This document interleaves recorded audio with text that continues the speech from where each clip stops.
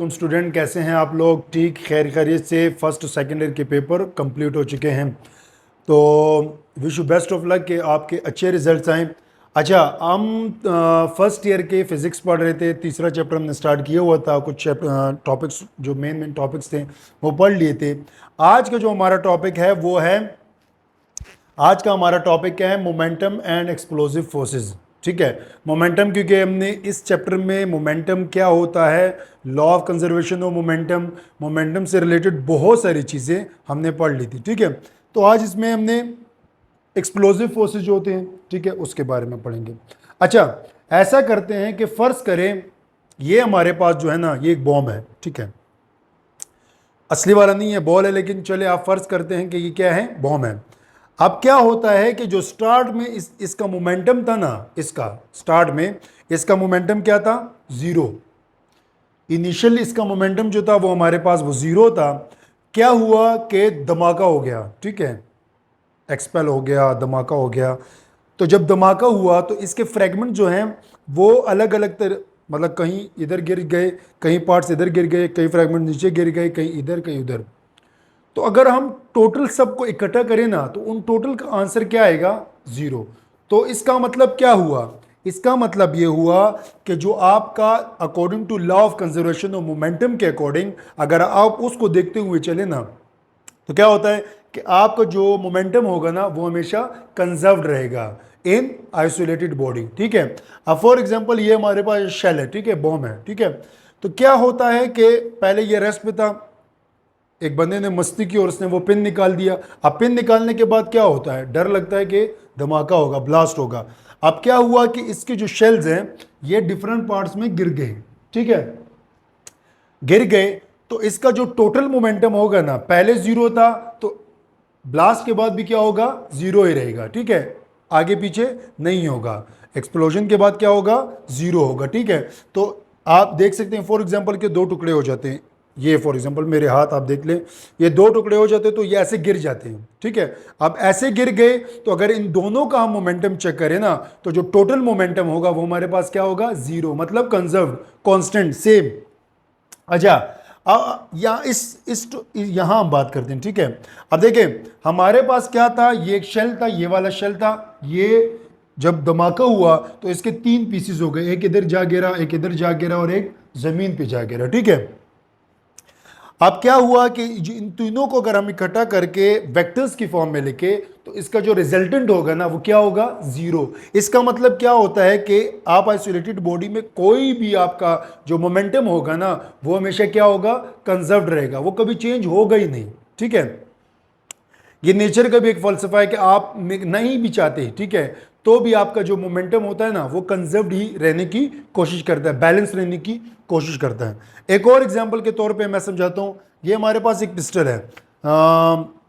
मेरी डायग्राम अच्छी नहीं है, देख सकते हैं, ठीक है, लेकिन फिर भी चले आप समझ ले कि ये बुलेट है। अब बुलेट को मैंने ऐसे पकड़ा, ठीक है, मैंने कभी पकड़ा नहीं है लेकिन चले मैंने बुलेट को ऐसे पकड़ लिया। अब मैंने क्या किया? मैंने फायर कर दिया, बुलेट निकल गई। ठीक है भाई, अब बुलेट चली गई। ठीक है, अब क्या होगा कि थोड़ा सा मुझे ऐसे जर्क सा महसूस होगा बैक की तरफ। ठीक है, जब भी हम ऐसे फायर करते हैं ना पिस्टल से, तो पिस्टल से फायर करने के बाद हमें थोड़ा सा ऐसे पीछे की तरफ ऐसे मूवमेंट सी लगती हैं। ठीक है, थोड़ा सा ऐसे पीछे की तरफ ऐसे लगता है, फोर्स लगती है हमारे हाथ पे ऐसे। ठीक है, तो ऐसे जब भी आपने देखा होगा, फिल्म मूवीज़ में अक्सर देखा होगा कि जब कोई फायर करता है ना, तो फायर करने के बाद उसका हाथ ऑटोमेटिक इस तरह क्यों होता है, पीछे की तरफ क्यों होता है? वो इसलिए होता है कि जो बुलेट निकल गई, जो पीछे वाला पोर्शन है आपके पिस्टल का, राइफल का, तो जो आपका पिछले वाला पोर्शन है वो कंजर्व रहने की, मोमेंटम को कंजर्व रखने की कोशिश करता है। ठीक है, तो क्या हुआ कि ये निकल गया, इसका जो बुलेट का जो मैस है वो m है, जो इसकी वेलोसिटी है वो v है। अब आप देख सकते हैं जो इनिशियल जो मोमेंटम था वो क्या था? जीरो था। ये बुलेट का मोमेंटम और ये राइफल का मोमेंटम। मैंने कहा कि बुलेट निकल गई, ठीक है, तो बुलेट निकलने के बाद आपकी जो राइफल है या आपकी जो गन है वो पीछे की तरफ ऐसे जर्क महसूस करेगा, वो फोर्स महसूस करेगा। वो क्यों होता है? ताकि जो मोमेंटम रहे ना, जो इनिशियल मोमेंटम था वो कंजर्व था, तो बाद में जो आपका मोमेंटम हो आफ्टर शूटिंग या आफ्टर फायरिंग, तो क्या होगा, आपका मोमेंटम जो होगा वो क्या रहेगा, कांस्टेंट रहेगा। ठीक है। अच्छा, व्हाट इज रॉकेट प्रोपल्शन, ये हम क्यों पढ़ते हैं, ये हम इसलिए पढ़ते हैं कि हमारे पास जितने भी इस तरह के वेपन्स होते हैं ना, लाइक रॉकेट हो गए, मिसाइल हो गए, या हमारे पास जो F-16 जहाज होते हैं, ठीक है, जिससे हम लड़ाइयाँ लड़ते हैं, ठीक है, तो वो जितने भी होते हैं वो इसी प्रिंसिपल पे काम करते हैं। रॉकेट प्रोपल्शन होता क्या है, the force that is use by the rocket to take off from the ground and into the atmosphere. For example कि ये हमारे पास एक रॉकेट है, ठीक है।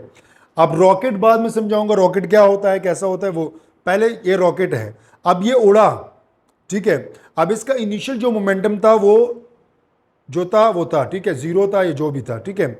अब ये उड़ा, उड़ने के बाद क्या हुआ कि जो इसका मोमेंटम है ना वो कंजर्व रहने की कोशिश करेगा। अच्छा, ये जो मिसाइल होते हैं या रॉकेट होते हैं या हमारे पास वो जो जहाज़ होते हैं, ये सब किस बेस पे काम करते हैं, ये करते हैं न्यूटन थर्ड लॉ के अकॉर्डिंग काम, ये उसको प्रिंसिपल को फॉलो करते हुए ना ये अपना काम करते हैं। ठीक है। तो इसका जो पहला फार्मूला था, तो जो पहला इसका मैथमेटिकली पूरा एक फार्मूला कह दो, तो वो एक सोवियत फिजिक्स था, कॉन्स्टेंटिन, इसने दिया था। अब ये बंदा बहुत ही बड़ा फिजिक्स था, इसने बहुत कारनामे दिए, लेकिन इसका एक जो बड़ा कारनामा है वो ये भी है कि आप रॉकेट को अगर स्पेस में भेजते हैं, वो बेशक स्पेस एयरक्राफ्ट है, वो बेशक आपका मिसाइल है, या वो बेशक कुछ भी है, ठीक है, तो उसके लिए इसने एक इक्वेशंस दी थी। वो इक्वेशन वैसे हमारे सिलेबस में नहीं है, लेकिन बताना ज़रूरी होता है कि चलो आपको कुछ ना कुछ एडवांस में पता हो, ठीक है। अच्छा, अब इस मिसाइल को समझते हैं और फिर आते हैं हमारे law of conservation of momentum पे, ठीक है। अब क्या होता है कि ये हमारे पास एक रॉकेट है। अब ये रॉकेट के डिफरेंट पार्ट है, पे लोड,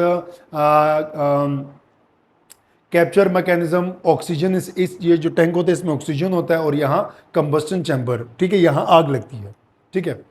अच्छा, अब रॉकेट जब ऐसे उड़ता है, फॉर एग्जांपल आप कंसिडर करें कि हमारे पास रॉकेट है, तो जब रॉकेट निकलता है ना, तो उसमें से बहुत सारी आग, आपने वीडियोस में देखा होगा कि बहुत सारी आग ऐसे नीचे की तरफ निकलती है। वो क्यों निकलती है, वो इसलिए निकलती है कि जब नीचे की तरफ ऐसे ना, मतलब वो फोर्स आती है, तो इसके अगेंस्ट मोमेंटम जो क्रिएट होता है, तो वो इसके पैदा तो होता है, बट ऑपोजिट पैदा होता है, ऑपोजिट डायरेक्शन में। तो ये नीचे की तरफ आ रही आग, और जो मिसाइल है, जो आपका रॉकेट है, वो ऊपर की तरफ जाता है। ये अगर आसान समझना हो ना, तो आप रबड़ में, जब आप रबड़ में कोई मतलब ईंट पत्थर, मतलब कुछ भी पत्थर आप उसमें करें, तो आप इस तरह पीछे खींचते हैं ना, तो उसका जो आप मोमेंटम आपने क्रिएट कर दिया है, तो जो होगा वो ऑपोजिट डायरेक्शन में होगा, उसको आप करो वो स्पीड से जाएगा, ठीक है, मोमेंटम कंजर्व रखने के लिए।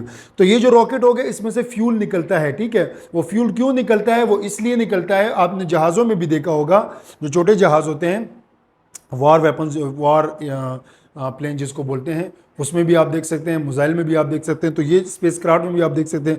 तो ये जब ऐसे ऊपर जाते हैं ना, तो इसमें से बहुत सारी आग निकलती है। अब जो आग निकलती है ना, वो बेसिकली इसलिए निकलती है ताकि ये ज़्यादा से ज़्यादा ऊपर जाए। और ज़्यादा से ज़्यादा क्यों ऊपर जाए, वो इसलिए कोशिश करती है ताकि जितना हो सके उतनी स्पीड से आपने जो एक पॉइंट रखा है ना कि इस पॉइंट तक हमें जाना है, तो उस पॉइंट तक जितना आप फ्यूल बाहर निकलेगा, उतनी स्पीड से आपका जो होगा मिसाइल या जो रॉकेट होगा वो ऊपर जाएगा, उस पॉइंट पे पहुंचने की कोशिश करेगा। अच्छा, अब हम सोचते हैं कि जो आम जो रॉकेट होता है ना, आम जो रॉकेट है, वो उसमें जो आम जो हमारा कंज्यूम करता है जो रॉकेट होता है, वो जब ऊपर जाने की कोशिश करता है ना, तो वो तकरीबन 1 सेकंड में 10,000 किलोग्राम जो आपका फ्यूल होता है वो यूज़ करता है। मतलब ये रॉकेट ऐसे निकल रहा है, तो इसका जो आर्म होता है वो 1 सेकंड में 10,000 किलोग्राम फ्यूल बाहर निकालने की कोशिश करता है। और अगर वो ना निकाले, तो वो आपकी जो ग्रेविटी होती है, ग्रेविटी जो आपकी इतनी ज़्यादा स्ट्रांग होती है, वो उसके अगेंस्ट नहीं जा पाएगी, वो उतना ऊंचा नहीं जा पाएगा, ठीक है। तो जो आम रॉकेट होता है वो कितना निकालता है, तकरीबन 10,000 किलोग्राम 1 सेकंड में वो फ्यूल बाहर निकालता है, वो मतलब उसको जला देता है, ठीक है। तो वो आग की शक्ल में हमें बाहर नज़र आती है। अब वो जो बाहर जो हमें चीज़ नज़र आती है ना, आग, उसकी स्पीड कितनी होती है, वो कितनी स्पीड से बाहर आते हैं, वो स्पीड से आते हैं 4,000 मीटर पर सेकंड। मतलब 1 सेकंड में वो कितना फासला तय करते हैं, 4,000 मीटर। तो सोचो कि इतना फ्यूल इतनी स्पीड से नीचे आ रहा है, तो उतनी स्पीड से ये रॉकेट को पुश भी करेगा ताकि जो मोमेंटम है वो क्या रहे, वो कंजर्व्ड रहे। तो ये आज का हमारा टॉपिक इससे रिलेटेड कोई क्वेश्चन हो, कोई बात समझ ना आई हो, तो आप कमेंट बॉक्स में लाजमी कमेंट करें। Thank you so much.